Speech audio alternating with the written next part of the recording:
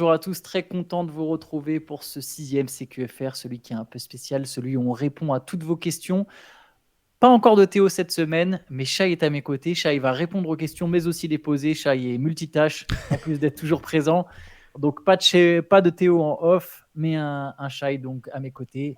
Et Shai, je vais tout de suite te laisser la parole. Ouais, on va retrouver Théo The Voice prochainement, vous inquiétez pas. Mais du coup, ça explique aussi pourquoi vous ne verrez pas vos très bons quiz à nouveau. Mais Théo se chargera de nous questionner dessus. On les garde bien de côté. En tout cas, merci encore pour toutes vos questions, pour tous vos messages. Ils sont toujours très appréciés et très très nombreux.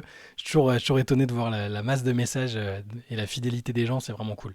Donc merci pour ça et on va commencer avec les questions donc que j'ai essayé de trier. Désolé encore à ceux dont on ne pourra pas poser la question, mais voilà, j'ai fait un petit tri. Première question, question de Cédric. Parmi les joueurs NBA encore en activité, lesquels aimeriez-vous voir tous ensemble pour une même édition du Slam Dunk Contest sur un All-Star Game? Alors, Est-ce que tu as des noms? Après, on n'est pas obligé d'en avoir 60. Hein. Sheldon Sharp, Chez Don Sharp, ouais, je suis Ja d'accord. Morant, ça serait intéressant. Ouais, je veux Jamorant, mais tu sais, depuis qu'il a dit, je crois que c'était sur quel contest après, il avait dit jamais vous me verrez parce que mettre une note comme ça pour un dunk aussi fou que ce que je viens de voir, ça donne absolument pas envie d'y aller.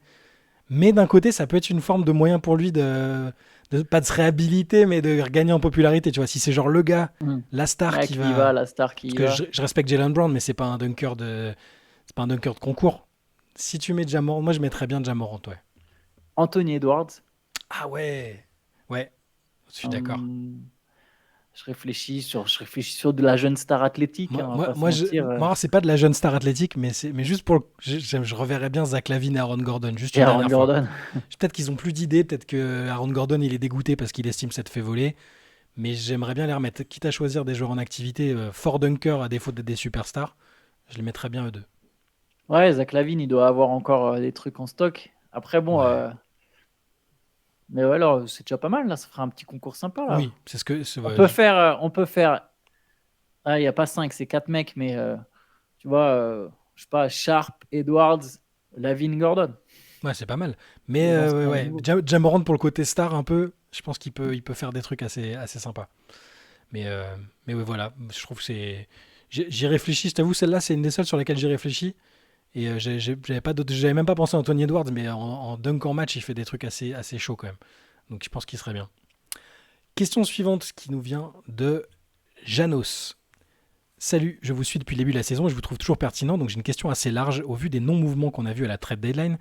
Pourquoi ai-je l'impression que les joueurs des mauvaises équipes, ou surtout des équipes middle, n'essayent pas de se vendre? Dans ces équipes, il y a forcément de bons joueurs et je trouve que, que pour ces joueurs, les options 1 ou 2, comme au Jazz, aux Hawks, aux Bulls, aux Rockets, n'essaient pas de se montrer sur et en dehors du terrain, donc j'imagine c'est ce qui veut dire, pour viser de gros contrats ou des teams voulant jouer le titre. Qu'en pensez-vous? Mais c'est pas vraiment entre leurs mains. C'est pas complètement, en tout cas, entre leurs mains, parce que je pense qu'il y en a qui essayent de se montrer. Ça dépend ce qu'il entend par vouloir se montrer. J'ai du mal à capter. Mais par exemple, si je pense à un mec comme Alex Caruso, Ouais. il joue toujours dur. Tout le monde sait qu'il joue dur. Tout le monde sait qu'il est fort. Il joue dans une équipe middle. Il fait le taf, tu vois, tous les soirs. Il se cache pas. Mhm. Il fait son boulot. Il est pertinent. Il est impactant en attaque, en défense. Donc, c'est une manière de se montrer. Est-ce que c'est pas dans la Mais communication qui veut dire ça dans le... Tu ouais, sais, mais il va t'as des joueurs, pas. hein, t'as des joueurs qui C'est après quoi disent dire je veux me barrer.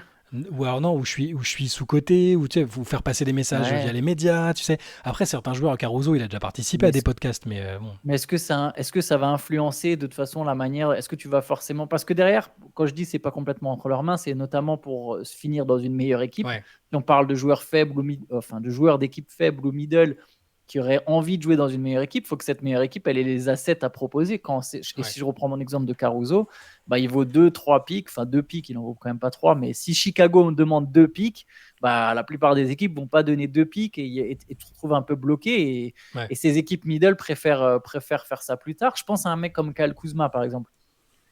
C'est un registre complètement différent. Lui, il score avec les Wizards. On voit qu'il score, on voit qu'il est capable de certaines choses, on voit que c'est pas non plus une star, on voit qu'il n'a pas intérêt à être première option dans une équipe. Sa carrière, bah, ça donne les Wizards. Hein. Première option des Mhm. Wizards, c'était la plus mauvaise équipe de la ligue.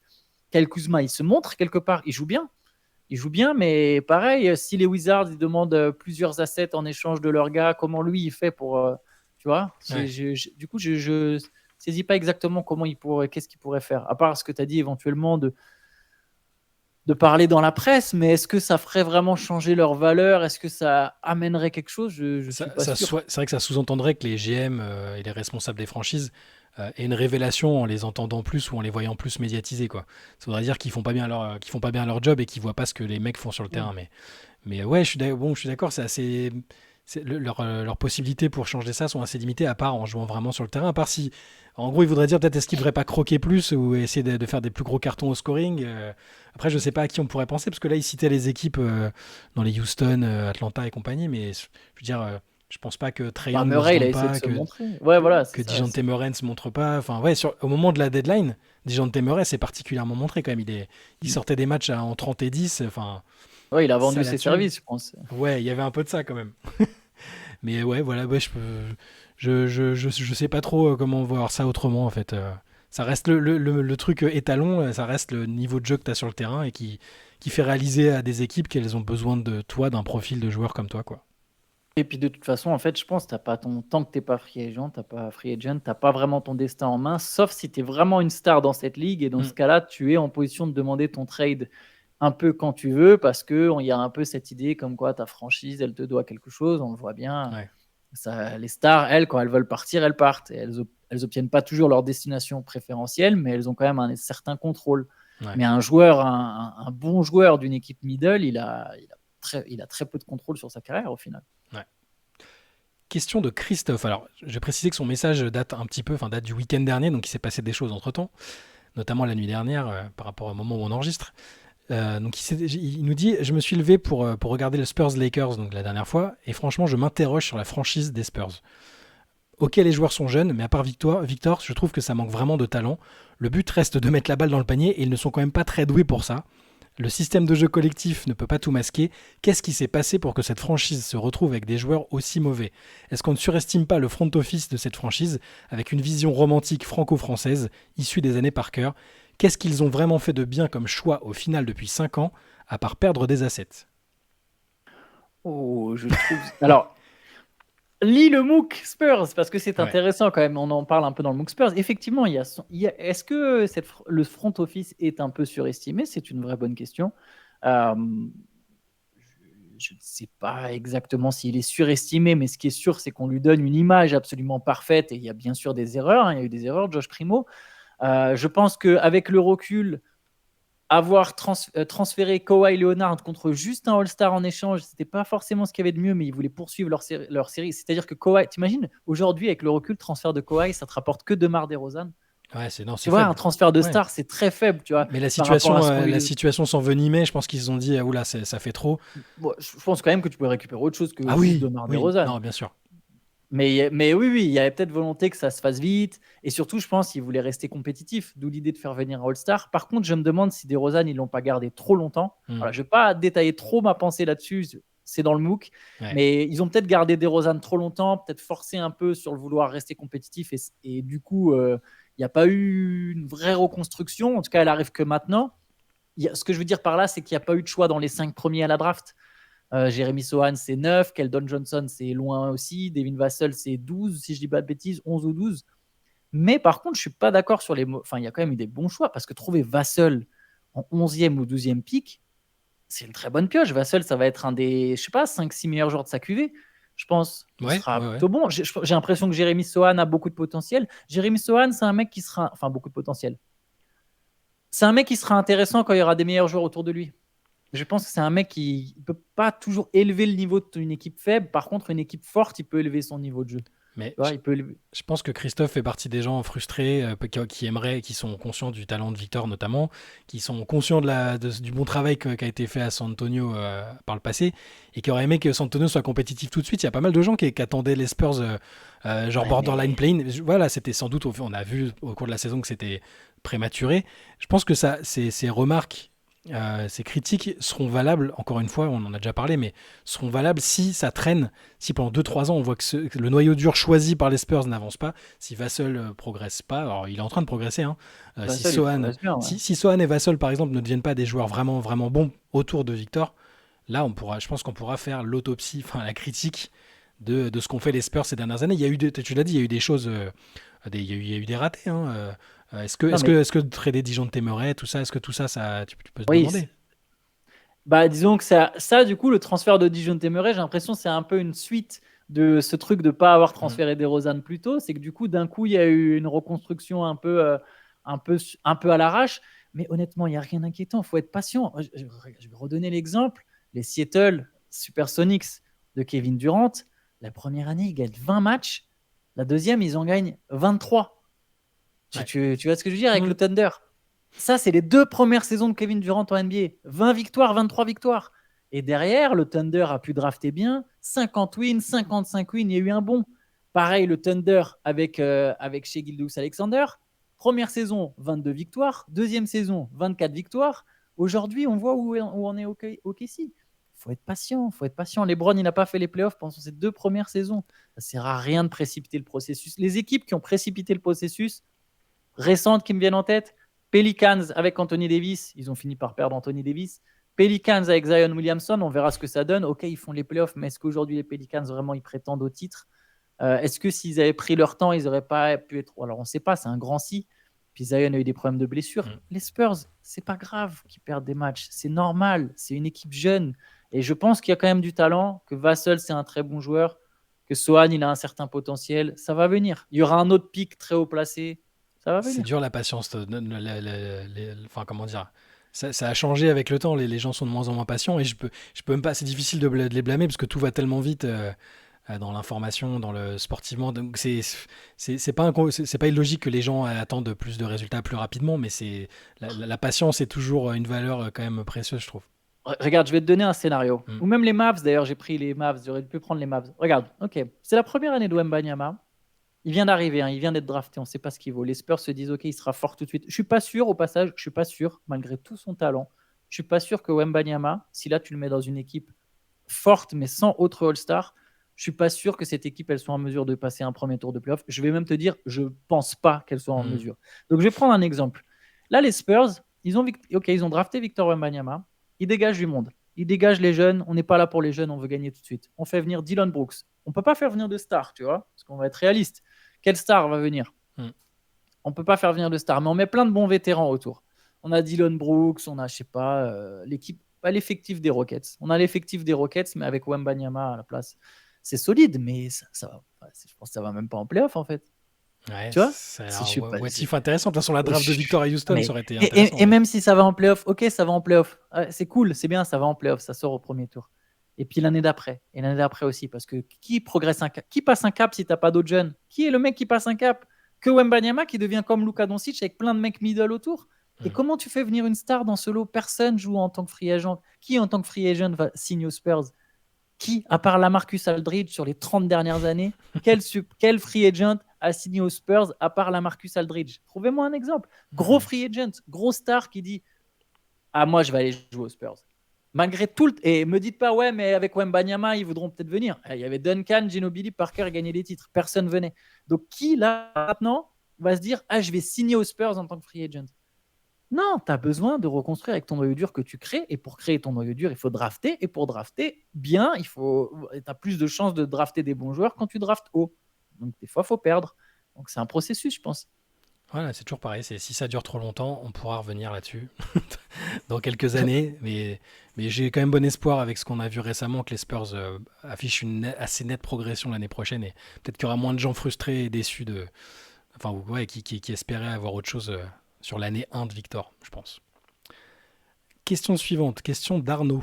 Salut les gars, soyons fous, éclairez-nous sur l'avenir de la NBA, enfin l'avenir de cette saison, hein, vu la question. Donnez-nous vos demi de conf et le champion NBA en l'état actuel avancé de la saison. Un grand merci pour redonner ces lettres de noblesse au journalisme sportif. On n'a pas cette prétention, mais c'est gentil. Vous écoutez en vélo chaque jour, nous donne la pêche, force et honneur. Alors peut-être qu'il veut dire finale de conf et champion NBA, je pense, parce que demi, c'est un peu... Ouais. On va dire finale de conférence, sans forcément développer. Si je te demande les finalistes de conférence des deux côtés et le champion NBA en Mais l'état déjà, actuel. je tiens à dire que les pronostics, c'est spécial, justement. C'est pas vraiment du travail journalistique, si je peux me permettre. Alors, on aime bien le faire, nous, mais Ouais.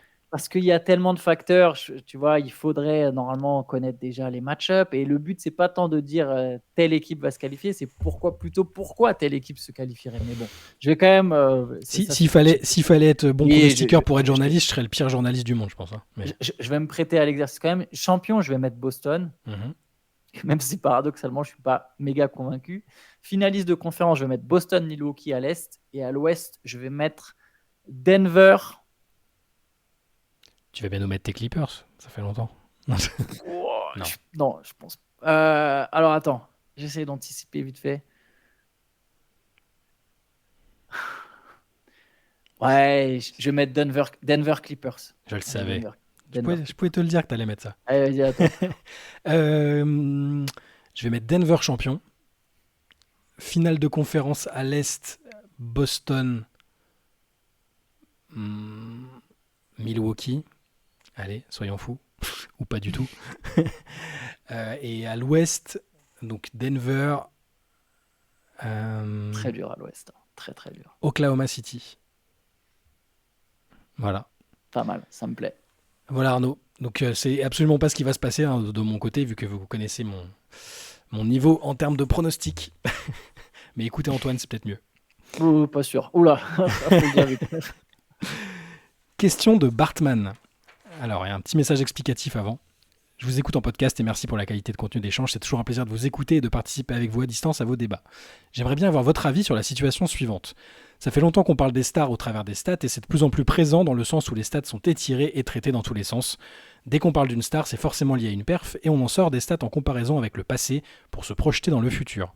Les stats les plus marquantes et impressionnantes sont le nombre de points, les rebonds, les passes décisives, les contres et les interceptions, et c'est logique dans un monde où l'on vise le spectacle. Toutefois, sauf si je n'ai rien compris au basket, et dans ce cas, il faudrait que je me remette en question après 20 ans de coaching, sur le terrain, il y a 5 joueurs pour chaque équipe, et pour que la plupart des stars prennent la lumière, il faut forcément que certains autres joueurs travaillent dans l'ombre, et ça leur va bien. Sans parler de stats, qui éliriez-vous sur les trophées ci-dessous ? Donc il y en a 2. Meilleur bloqueur d'artilleur, à savoir le joueur qui, sans pour autant faire le plein d'interceptions, arrive à verrouiller le meilleur marqueur adverse et à le limiter drastiquement en attaque, soit parce qu'il n'arrive pas à se démarquer, soit parce qu'il sera tellement bloqué dans ses déplacements qu'il ne fera que prendre des shoots de merde. Deuxième trophée qu'il nous propose, meilleur soldat d'infanterie en attaque, à savoir le joueur qui ne va pas forcément mettre beaucoup de points ou prendre beaucoup de rebonds, mais va toujours faire en sorte de libérer un joueur qui va potentiellement marquer, en allant par exemple poser un écran à l'opposé et continuer sa course pour servir de tour de contrôle et permettre un renversement de jeu. En gros, les joueurs dont on ne parle pas souvent mais qui de par leur comportement sur le terrain ont un énorme impact sur le jeu. Il peut s'agir du même joueur pour les 2 trophées, merci. C'est marrant qu'il précise qu'il peut s'agir du même joueur pour les 2 trophées. J'avais Alex Caruso qui me venait en tête, mais pour le deuxième, c'est peut-être pas tout à fait vrai. Pour le premier, j'ai l'impression que Caruso est quand même excellent dans ce rôle, justement pour éteindre. Après, je suis pas sûr que ce soit le meilleur stopper non plus. C'est pas le meilleur défenseur de la ligue. Le meilleur défenseur de la ligue, je le donnerais à Jrue Holiday, tu vois. Ouais. Mais ça peut marcher, dans les deux sens. Vraiment, il y a un côté pompier chez Caruso dans ce style-là. Je pense que Derrick White peut aussi prétendre aux 2 d'ailleurs. Ouais. Et Derrick White peut-être plus que Caruso sur le premier, je sais pas, faudrait que je mate 15 matchs de Chicago de suite et 15 matchs de Boston de suite pour vraiment déterminer lequel des 2. Derrick White et Jrue Holiday, c'est des mecs qui sont pas unidimensionnels, ils sont excellents dans leur domaine, qui est identifié comme leur domaine de prédilection maintenant, la défense, mais ils arrivent enfin Derrick White, il est à combien ? Il a 18 points de moyenne par match, donc c'est plutôt, c'est des moyennes de scoring assez hautes. Jrue Holiday, il est capable de tourner à 18 points par match, ça, c'est évident aussi, même s'il le fait pas. J'ai pas sa moyenne cette saison, mais je vais te les donner. Je vais donner les 2 ont. Holiday, ça doit être 13, je pense, de mémoire. Et Derrick White, c'est 18, je suis quasi sûr. Enfin, il était à 18 il y a quelques jours. Derrick White, c'est 15. Il est à 15. Ah ouais, il est à 15, tu vois. Il a 15 points par match, mais bon, quasiment 16. Et Holiday à 13. Mais par contre, White, il est à 15, avec 40% à 3 points, 46% de tir.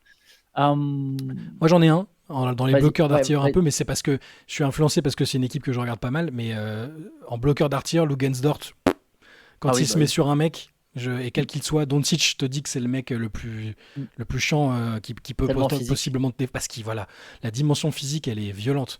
Tu regardes j'adore le voir, les séquences au ralenti où tu le vois défendre fort sur un mec, Je trouve ça. Et c'est un joueur qui n'est pas non plus maladroit en attaque et qui est capable tout à fait de marquer 20 points sur un soir où il est bien. Il n'est pas unidimensionnel, donc je pourrais presque le mettre aussi en tant que soldat d'infanterie en attaque.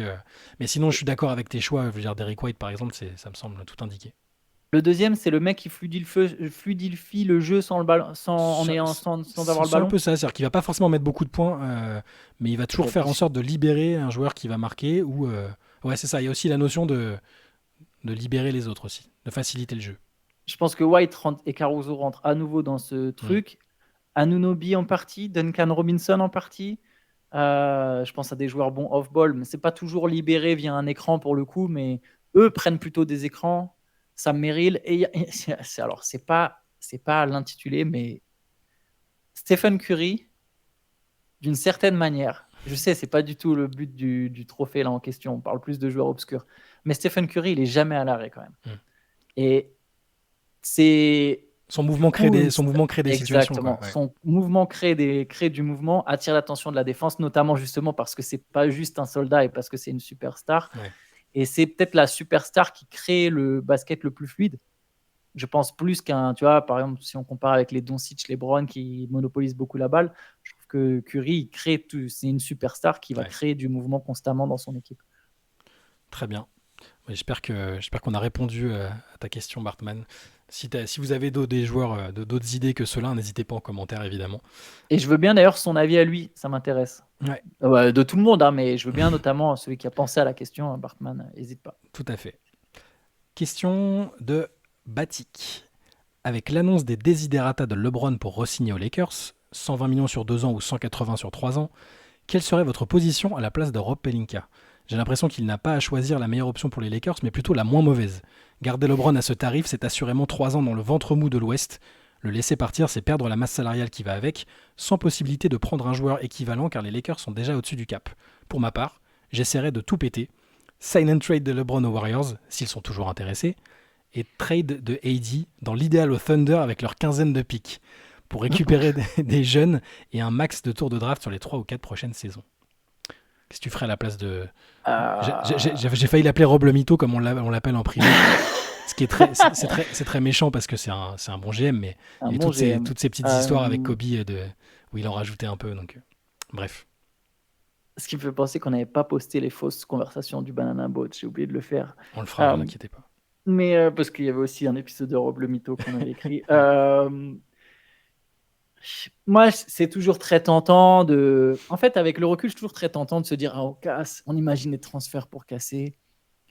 Tu récupères jamais vraiment sur ton investissement, en vérité, quand tu casses.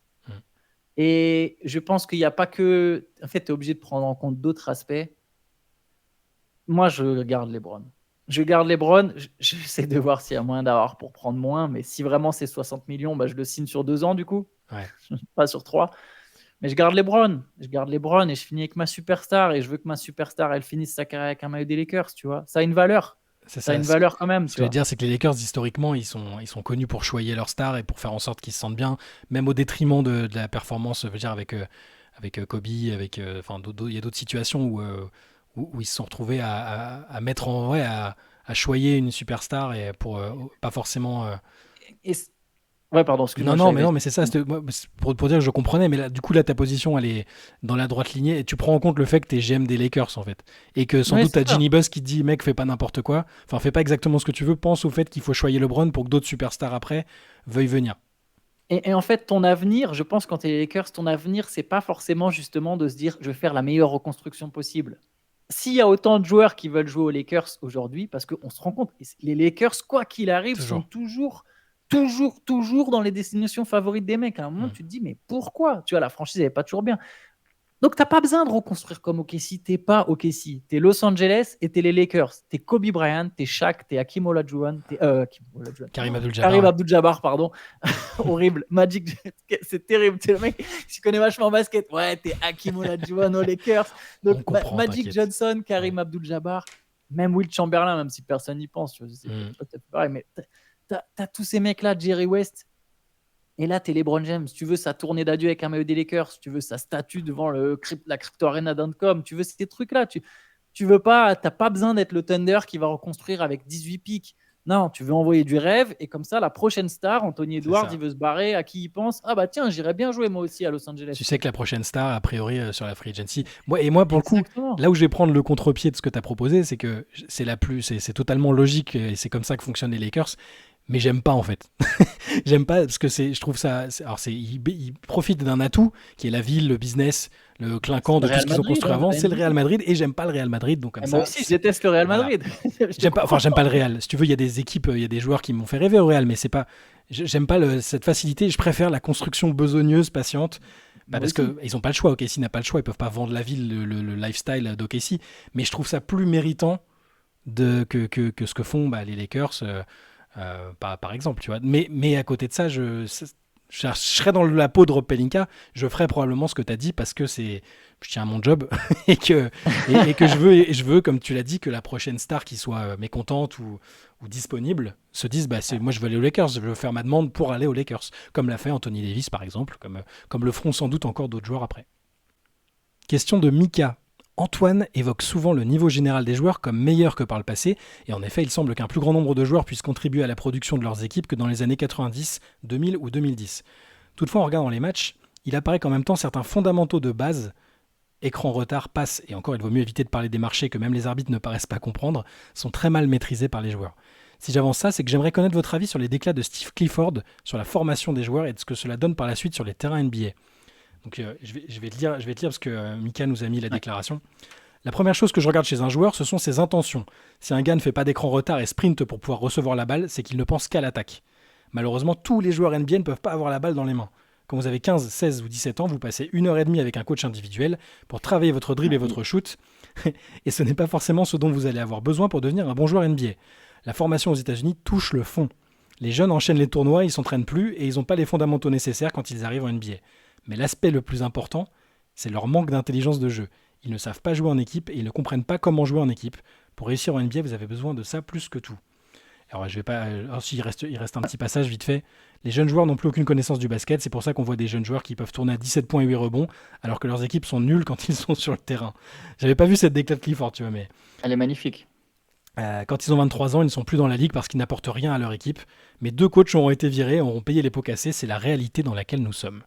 Elle est forte. Je l'avais pas. Et Je suis passé à côté de cette j'aime déclat. beaucoup, Elle est forte. j'aime beaucoup cette déclaration de Steve Clifford. J'avais vu que la fin. Vu que le truc de Ouais. ouais, on est obligé de faire jouer des mecs draftés en 7 8e position et au moment où ils sortent de la ligue, il y a 2 coachs qui ont été virés. J'aime beaucoup ce qui est dit parce que pour moi, ça résume beaucoup le basket américain, mais aussi quelque part les États-Unis. Alors, je vais me lancer dans un grand truc géopolitique, mais il y a une volonté de former l'élite au détriment de tout le reste. Il y a une volonté. C'est pas la première fois que dans un QFR, je lâche le mot capitaliste. On va me qualifier de communiste, mais le but, c'est l'argent. Et tu veux créer une star pour qu'elle puisse aller en NBA. Donc, tu crées une star, tu formes une star. Et il a mis le doigt avec coach individuel. Il y a trop de coaching individuel aux États-Unis parce que tu formes ton poulain, tu formes ton bijou. Alors, il passe des heures à faire du travail individuel, comme il a dit, le dribble, le tir, tout ça. Alors, pour ce qui est des marchés, des step back, je vous invite des fois à regarder des pages américaines sur Instagram. Vous allez voir les mecs qui te montrent des super moves. Le gars, il fait 4 pas et tu te dis, mais ok, mais c'est déjà le coach qui te forme individuellement, qui s'est inventé coach individuel. Parce que si tu n'es pas assez fort pour être ce joueur NBA, mais que tu aimes le basket, tu as un avenir. Tu peux être coach individuel aux États-Unis parce qu'il y a plein de gamins ou de parents de gamins qui vont dire, moi, je veux que mon fils, il aille là. Donc, tu te vois en coach individuel et tu proposes ce genre de programme. Mais donc, bref, ces mecs-là, ils bossent, et il n'y a pas de volonté de jeu collectif, il y a volonté de former une star. C'est toujours le truc, c'est tu formes une star, tu formes un produit. C'est pour ça que je reviens au capitalisme. Tu formes un produit que tu vends d'abord à un programme AAU et que tu vends ensuite peut-être à une université, et que tu vas vendre à des recruteurs et que tu vas vendre en NBA.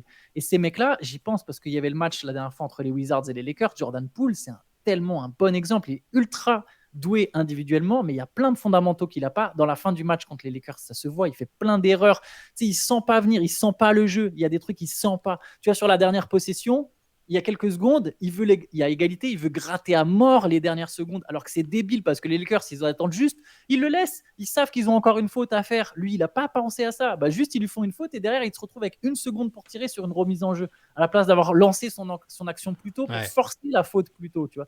Des trucs comme ça, des détails, il n'y a pas tout ça, il n'y a pas cet apprentissage. Et ça explique pourquoi le basket américain, tu vois, il y a cette quote de Kevin Durant, je veux qu'on gagne les JO avec 40-50 points d'écart. Ils vont avoir une très belle équipe. D'ailleurs, tu avais raison, Chat, il y aura vraiment une vraie Dream Team. Il y aura une Dream Team aux JO.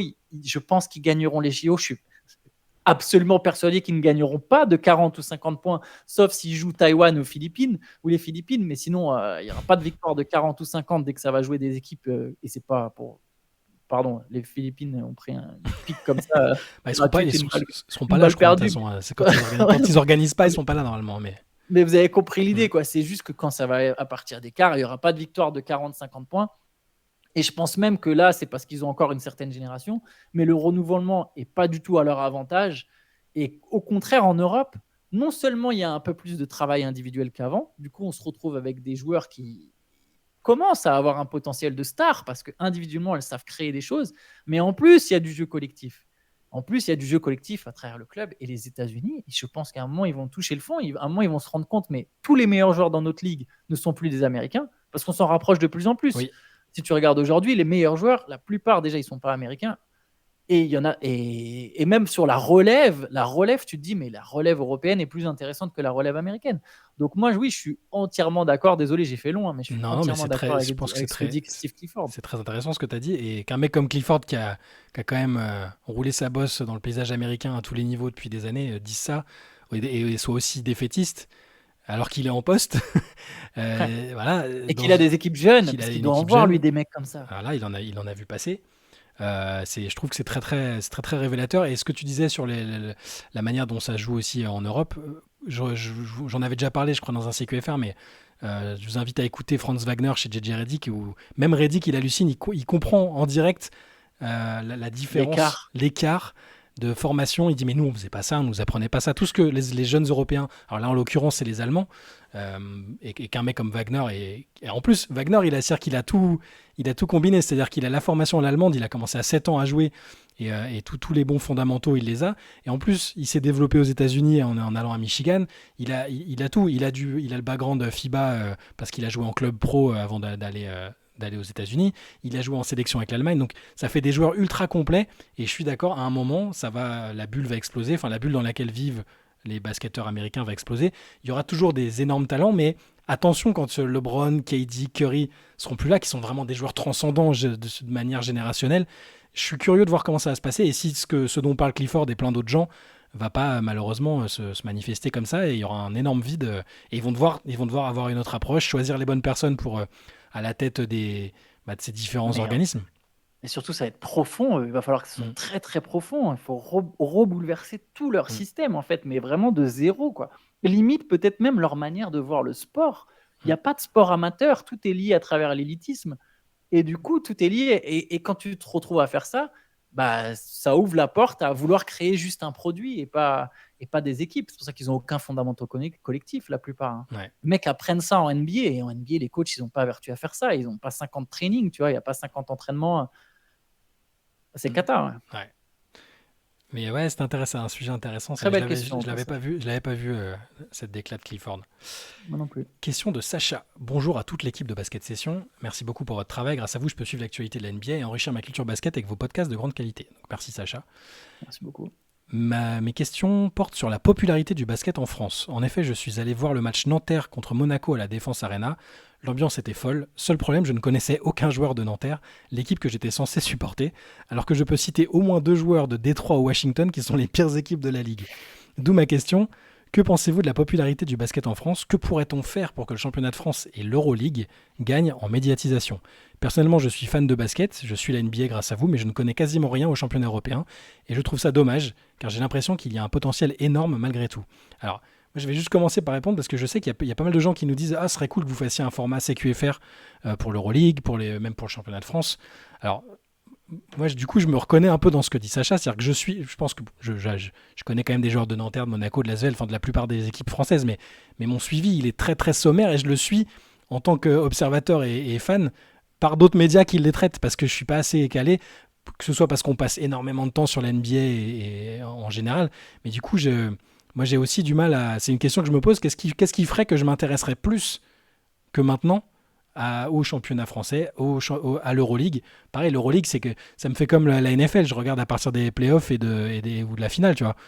c'est sans doute triste, enfin, ou du Final Four, mais c'est un peu triste, mais je le constate moi-même. Donc, moi, j'ai pas de réponse à ta question, Sacha, mais peut-être qu'Antoine va nous éclairer. Mais moi, je suis un très mauvais exemple parce que je suis un journaliste basket qui connaît quasiment plus le championnat de France, en fait. J'ai essayé de m'y réintéresser à un moment. Quand je vivais dans le Mm. sud, j'avais même l'ambition de me dire, allez, je peux essayer de suivre un peu Pau, mais c'était quand même 2 heures de chez moi, ça faisait un peu long. J'étais Ouais. allé une fois pour un Pau Asvel et je trouve il y a beaucoup de potentiel. Je rejoins tout à fait Sacha là-dessus. Je pense que ce potentiel, il est très, très, très mal vendu par la Fédé, si je peux me permettre. Mhm. Alors, ça va sonner comme une critique pour les gens un peu derrière, mais je pense que souvent, c'est très mal vendu.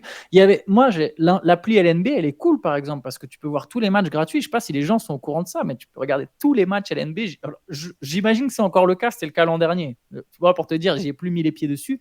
Donc, a priori, tu as accès à tous les matchs, mais ça fonctionne pas très bien. L'image n'est pas toujours très bien. Alors, je suis désolé pour les mecs qui commentent ou qui bossent dessus, mais j'imagine que c'est pas que de leur faute, qu'il y a sans doute un manque de moyens ou de budget. Ça revient au même. Mais c'est pas très bien vendu. Après, c'est vrai que c'est pas toujours facile à vendre certaines. Euh, je vais. Ah non, je vais être terrible. Ça va être comme la Let's Session. Mais tu vois, tu vends plus difficilement certaines villes que d'autres. Ouais. Je ne Oui, vais pas bah c'est citer de vrai. ville, Non, non, mais c'est mais vrai. c'est plus compliqué. Euh, je pense que le produit dans l'ensemble, il n'y a pas si longtemps, c'était gratuit de diffuser la Pro A, tu vois, par exemple, d'ailleurs, au passage. Mm. L'équipe 21 ou l'équipe TV, pardon, là, je crois qu'ils n'avaient pas payé pour diffuser, si je dis bien pas de Ah, je bêtises, sais c'était pas. gratuit. Je crois que maintenant, les droits, ça y est, de toute façon, la LNB, grâce à Wembanyama, enfin, pas que grâce à Wembanyama, grâce aussi au travail des équipes, etc., mais ça va continuer de se développer. On est une ligue où il y a plein de talents. Donc, les Américains, ils commencent à vraiment regarder de ce côté-là, encore plus avec Wembanyama, avec Bilal Koulibaly, là maintenant avec Salin, avec Rizaché. Ça forme des choses. Donc, il y a moyen de construire quelque chose sur la proie. Mais je pense que regarde, même nous, pourquoi on le traite pas? Parce que c'est pas facile déjà. Parce qu'on connaît plus Et ça, assez. on connaît plus assez, On mais va pas parler de trucs. Ouais. ça se vend aussi moins bien, tu vois. Mm. Pourtant, il y a des choses à faire, je pense, parce qu'il peut y avoir des accès. Mais j'ai quand même de l'optimisme. J'ai l'impression que le Paris Basket fait des choses. Mm. L'Asvel a fait des choses aussi avec Tony Parker. Monaco, évidemment, avec ses beaux parcours en Euroleague, ça crée quelque chose. Euh, Il y a, voilà, Nanterre a pas longtemps joué à l'U Arena, si je dis pas de Ouais, bêtises. ouais, la défense arena maintenant, ouais. Ouais. Mais le truc, c'est qu'en termes de niveau de jeu, moi, à chaque fois que je regarde, je me dis que ça joue fort. L'Euroleague, c'est un très gros niveau aussi. Donc, moi, Ah bah, en termes de niveau de jeu et de profil des équipes, j'ai pas trop grand chose à dire de plus que c'est ah non, du. moi, c'était pas sur le niveau de jeu, Ouais, tu hein. vois, c'est pour ça. Pas Mais du donc, tout, hein. C'est sur la vente du produit, hein. ouais, C'est vraiment pas sur le niveau. ça a l'air d'être là qu'il faut chercher, mais parce que sur le niveau, c'est quand même assez excellent. Donc, c'est compliqué, hein. Je me demande aussi si on ne doit pas peut-être opérer un virage et je sais que souvent il y a eu des joueurs qui se plaignaient, des joueurs français qui se plaignaient qu'en France, les jeunes n'ont pas leur place et ont laissé les mercenaires. Alors Ouais. j'imagine que c'est un peu moins le cas, il faudrait que je reparle avec des joueurs pros. J'en avais parlé il y a quelques années, j'avais parlé à plusieurs joueurs pros de ça et il y avait un peu ce côté, bah ouais, en fait, tu es obligé de t'exiler. Mm. Il y a plein de mecs qui se sont plaints de ça, tu vois, comparé au championnat espagnol, etc. À 16 piges, t'es fort, tu joues, tu vois. Ouais. Là, bah, on peut faire venir des mercenaires américains sur un an, boum, on leur donne 40 minutes, ton joueur, il joue pas. L'Australie, qui est une ligue nettement moins relevée que la Pro, enfin, qui est moins relevée que la Pro A, enfin, pardon, La Betclic Betclic Elite, Elite. j'appellerais toujours ça la Pro A, a vachement misé sur le côté nous, on attire des jeunes. Et voilà. Et eux, ça va être leur tremplin pour la NBA. Je me demande si le championnat français ne doit pas essayer de trouver, tout en gardant son côté, on veut être compétitif parce qu'on veut quand même un championnat de qualité et on veut des équipes qui performent éventuellement en Euroleague et en Coupe d'Europe, peut aussi donner de plus en plus la place aux jeunes. J'ai l'impression que c'est ce qui se fait de façon un petit peu, en montrant, bah, regardez, nous, on est une vitrine de ce qui va se passer en NBA plus tard, parce qu'on aura tel talent. Un peu comme l'Australie, mais en Mm. plus fort, je pense. Et du coup, ouais, voilà, essayer de miser vachement sur. Bah, nous, c'est pas la Ligue 1 qui était la Ligue des. C'est quoi? C'est la Ligue des talents? La Ligue des talents, ouais. Et ben voilà, la Betclic Elite, ça pourrait être la Ligue des jeunes talents. Tu vois, Alexandre Sarr, c'est dommage qu'il soit pas dans le championnat français. Tu vois ce que je veux dire? Ouais. Il peut y avoir des petits trucs comme ça. Et lui, c'est sa décision, il n'y a pas de problème là-dessus, tu vois. Mais c'est ce genre de truc. Il y a des joueurs, il faudrait qu'ils soient chez nous, que le public soit attiré en se disant, bah tiens, je vais regarder cette telle équipe parce que de toute façon, il y a tel talent qui jouera demain en NBA. Et en fait, je commence à connaître les équipes parce que je les vois et je m'y attache et je m'attache à Mm. l'histoire de ces équipes et je m'attache à d'autres joueurs, tu vois. Ouais. Et c'est ce genre peut-être de développement qu'il Mais faut viser. c'est pas facile quand de cumuler NBA, Euroleague, ça reste du temps, tu vois. Alors même pas que pour le boulot, hein, mais même en tant que fan, c'est du temps. Tu vois, si t'es fan de plein d'autres sports, enfin ça prend quand même pas mal de temps et Ouais, d'attention. bien Donc, sûr. mais par contre, je trouve que les gens qui en parlent, que ce soit dans le paysage du journalisme ou les fans, ils sont vraiment. Tu sens que c'est comme une niche un peu. C'est devenu une niche, mais une niche de grande qualité, que ce soit sur le niveau qui est proposé sur le terrain ou le même niveau d'expertise des gens qui en parlent. Ça, il faut quand même le souligner. Donc, bon, on n'a pas de recette miracle, mais n'hésitez pas, vous, à les, à les regarder quand même, hein, parce que c'est. Et plutôt que nous, plutôt que nous avant les. Moi, je regarde toujours qu'au moment des playoffs, je Bah, regarde toujours un l'Euroleague, match par-ci c'est par-là. génial. L'Euroleague, le Final Four, c'est toujours très très gros niveau aussi. Donc ouais. Question de FX. Les Clippers ont publié lundi les photos de leur nouveau maillot pour la saison 2024-2025. Ils sont finalement revenus à la typologie traditionnelle, rien de bien extraordinaire finalement, mais je dois dire que je préfère celle-ci par rapport à la typologie actuelle, donc celle qu'ils avaient jusque-là. Mais la grosse nouveauté réside dans le logo. Enfin, la franchise s'est donc décidée à adopter le fameux voilier Clipper comme logo, et je dois dire que je suis très emballé par le résultat final. Il est vraiment très beau. D'après vous, Antoine, Shai et Théo, alors Théo on lui demandera en privé, hein, quel logo de franchise NBA souhaiteriez-vous le plus voir modifié? Alors déjà, Antoine, qu'est-ce que tu as pensé du changement de logo? Bah, moi, je suis désolé, j'aime pas trop le nouveau logo parce Mais que déjà, oui, c'est un voilier, c'est cool, mais si tu regardes sans trop faire gaffe, tu as l'impression que c'est un paquebot, les deux voiliers. Donc déjà, ça me gêne, tu vois. mm, On dirait un navire de croisière. Je suis d'accord que c'est plus joli que celle actuelle. J'ai l'impression que les Clippers ce sont un vrai problème ouais, d'identité visuelle, mais je serais malheureusement pas surpris que d'ici 6-7 ans, un peu comme les Cavaliers ont changé plusieurs fois de logo, j'ai l'impression que les Clippers pourraient rechanger de logo parce que je mm. suis pas sûr que ça soit le truc définitif. Il y a un vrai, ouais, de toute façon, il y a un vrai problème d'identité aux Clippers du fait que c'est l'autre équipe de Los Angeles.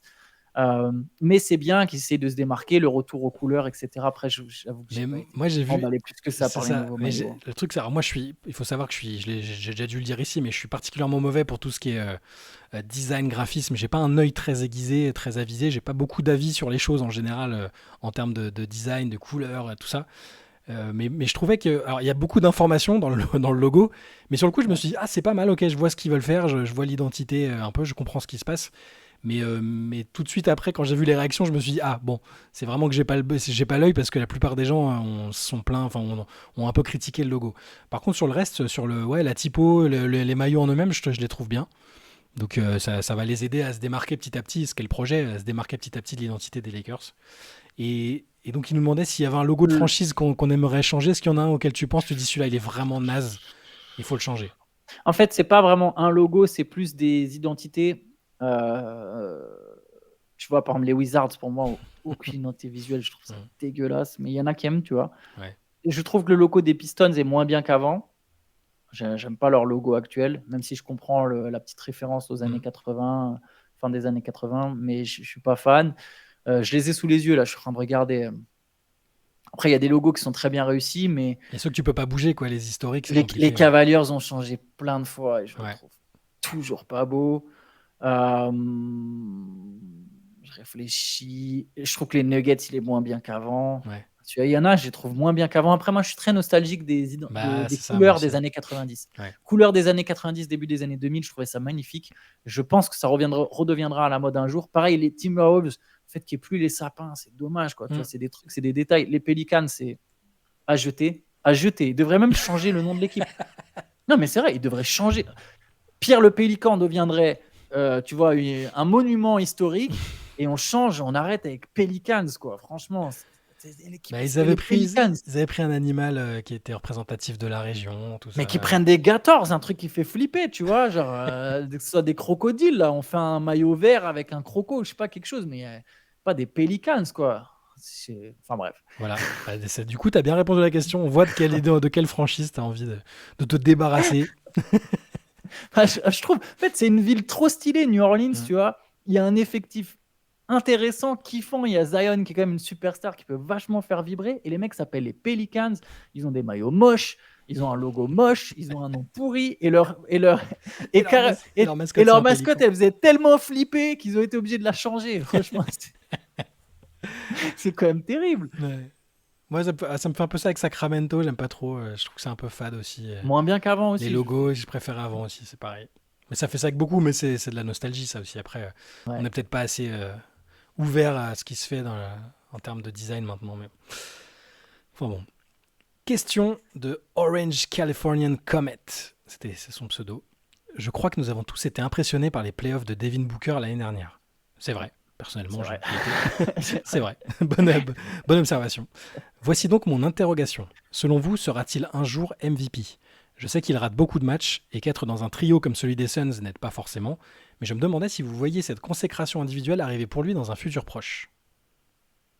Non, je ne pense pas qu'il serait MVP. De la même manière que Jimmy Butler n'est pas du tout un candidat au MVP. J'ai l'impression que Booker, c'est un mec qui est amené à être comme Butler pendant la saison, tu l'oublies un peu, même s'il performe.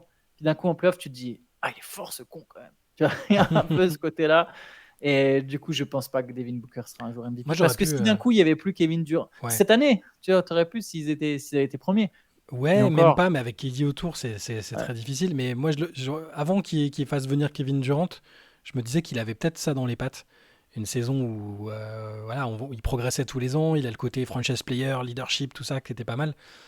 Maintenant, par contre, ouais, j'ai plus de mal à le voir. Et il a été tellement fort en playoff que ça peut peut-être devenir le nouveau tueur des playoffs à l'avenir s'il nous remontre ça cette année.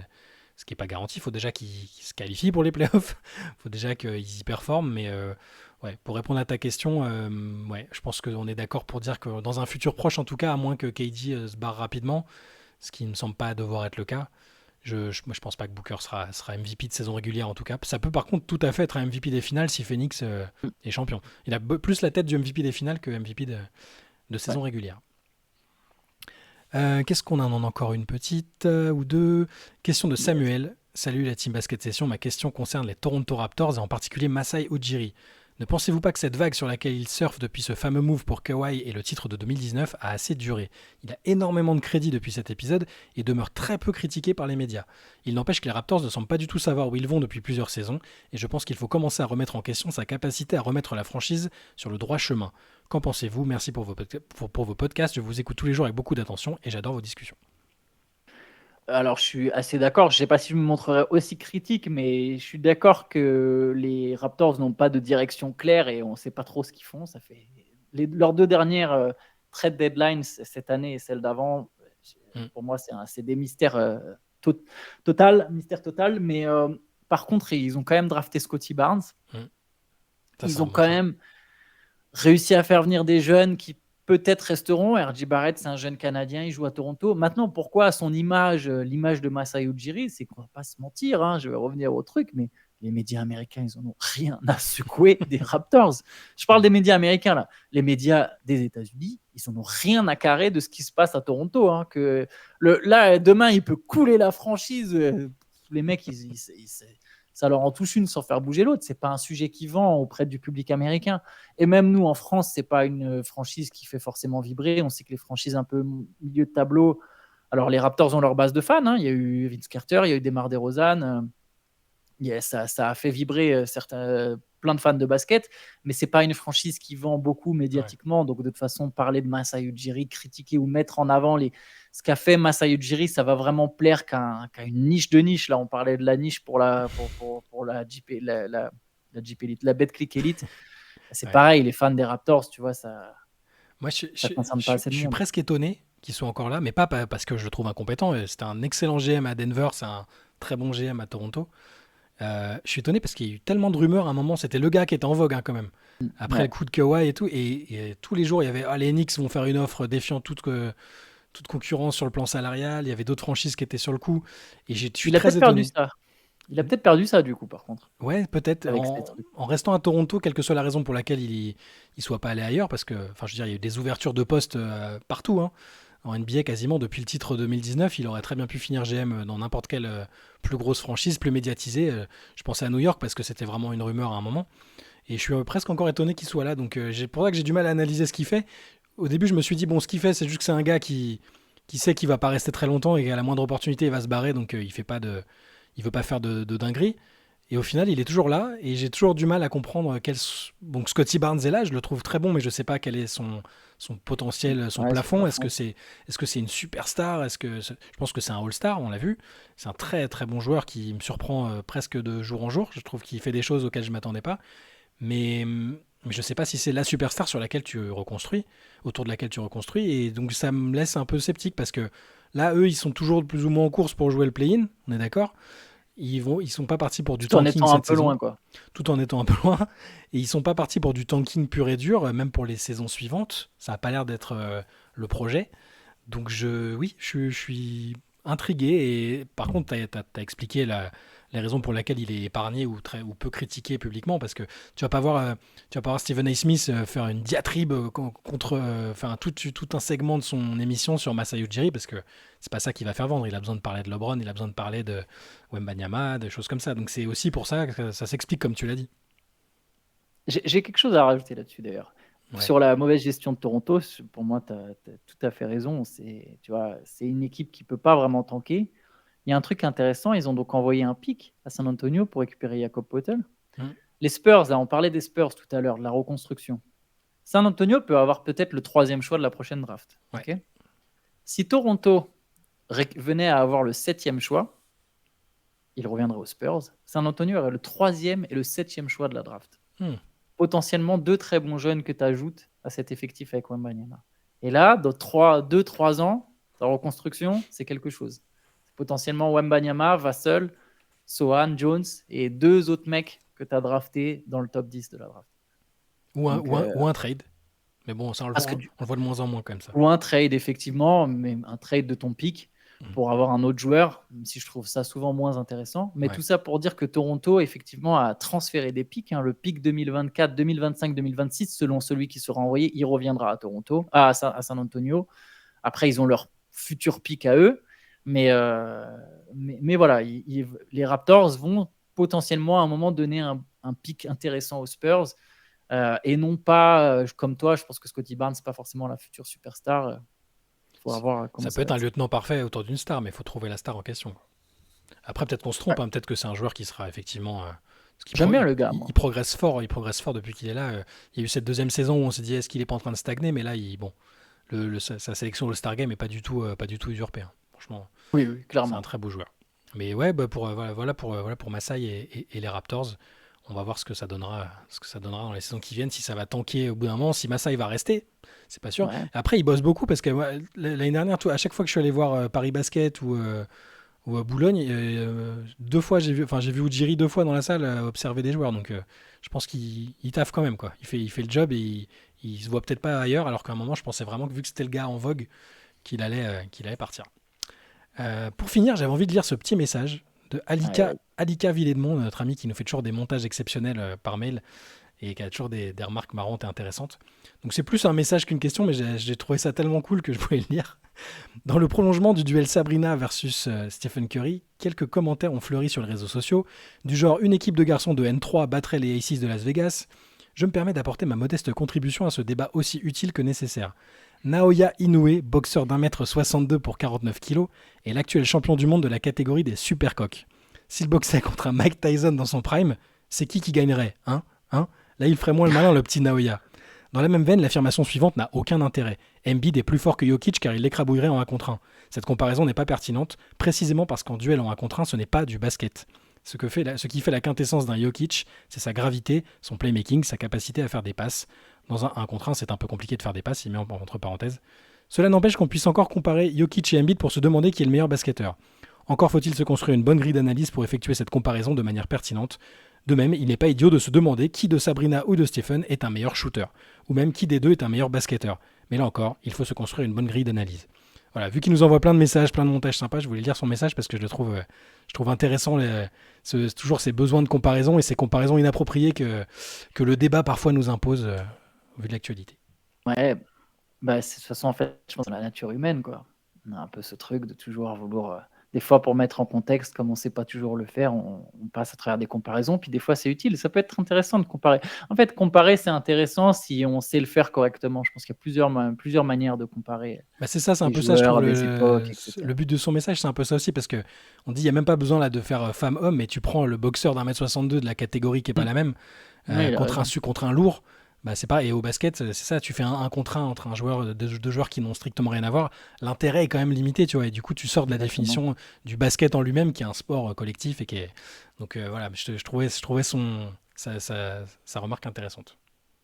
Ouais. Non, mais clairement, comparer n'est pas mettre sur un pied d'égalité, d'ailleurs. Voilà. Voilà. Comparer, ça ne veut pas dire forcément se dire que c'est pareil. Très Yes. très bonne conclusion, je pense. On peut s'arrêter là pour cette semaine. Bah, Merci, écoute, merci à tous pour toutes ces impec, questions. merci. Voilà, exactement. Merci beaucoup. Continuez de les envoyer à cqfr.rivers@gmail.com.